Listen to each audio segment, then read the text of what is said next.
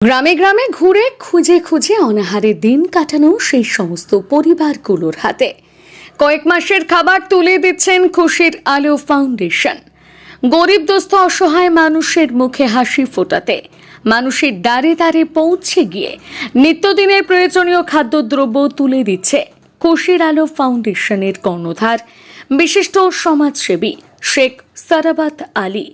এদিন খুশির আলো ফাউন্ডেশনের মামা ভাগনার নূর মোহাম্মদ আলীর তত্ত্বাবধানে হুগলির নবাবপুর গ্রাম পঞ্চায়েতের ডিফা গ্রামের গরান পাড়ায় বছর ৪৫-এর এক মহিলা রমা গরান ও তার অসুস্থ ছেলে এই পরিবারের হাতে এক মাসের খাদ্য সামগ্রী তুলে দিল মানুষের পাশে দাঁড়ানোর অন্যতম সংগঠন খুশির আলো ফাউন্ডেশন। দিন আনা দিন খাওয়া হতো দরিদ্র দুস্থ অসহায় পরিবারের পাশে, এভাবেই দাঁড়াচ্ছে খুশির আলো ফাউন্ডেশন।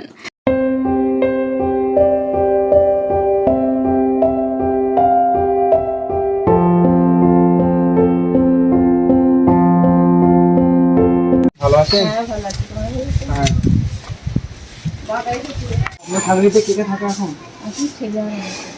ছেলে কি করে? ছেলে বেকার, ও মাথায়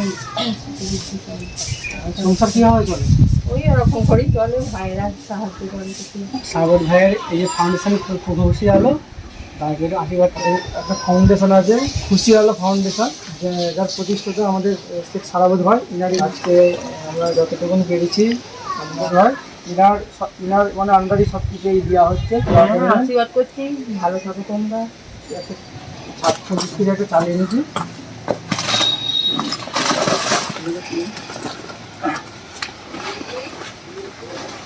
10 কেজি আটা আছে, সবিন আছে ধরুন, আর 2 কেজি তেল আছে এতে, তোমার 2 কেজি মুসুর ডাল আছে, 2 কেজি চিনি আছে, বিস্কুটের প্যাকেট আছে, 1 কেজি নুন আছে, চা পাতা আছে এতে,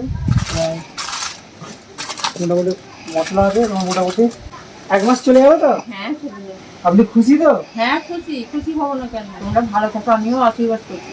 যদি কোনো দরকার পড়ে জানাবেন, শুভদাকে যদি পারি আবারও আপনার পাশে জানাবো। হ্যাঁ আসছি, হ্যাঁ আশীর্বাদ করবেন। ছেলেটাকেই আশীর্বাদ তো ঘুরাও করো যে ভালো থাকে, চিরদিন বাঁচবে না, আমার এইটাই চিন্তা। মামারা মাসিরা চিন্তা করে যে তুই আছিস বলে যাহা করে চলছে। সবাই দাদারাও আছে, দেখি ওকে খুবই ভালোবাসি।